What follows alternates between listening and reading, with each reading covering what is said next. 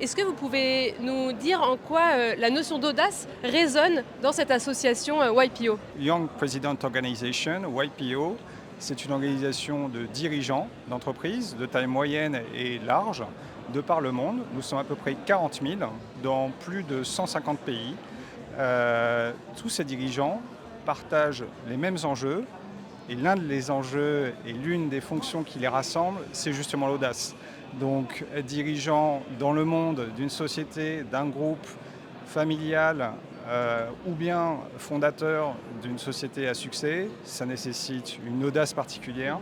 Les challenges, les défis sont extrêmement nombreux, particulièrement en 2025, politiques, économiques, géopolitiques. Il faut avoir un certain degré d'audace, j'irais parfois même dire un degré de folie. Donc voilà, ça résonne particulièrement en fait. C'est quelque chose qui fédère tous ces young presidents. Oui, puisqu'en fait, il y a un enjeu commun qui est leur business. Ce sont des gens extrêmement engagés pour faire que leur business va durer.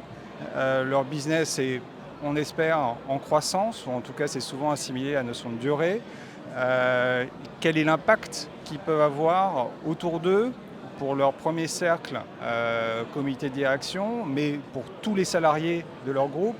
Quel est l'impact qu'ils peuvent avoir vis-à-vis des familles de ces employés? Et encore une fois, quand on a des dispositifs qui sont multigéographie, au jour d'aujourd'hui, la grande force de YPO, c'est d'avoir cette population qui se ressemble par ses valeurs communes et qui s'oriente qui est très clairement dans une direction de business for good. Comment est-ce qu'on peut être un leader éclairé, un leader de demain, un meilleur leader du mieux possible. Et ça commence aussi par bien savoir s'entourer.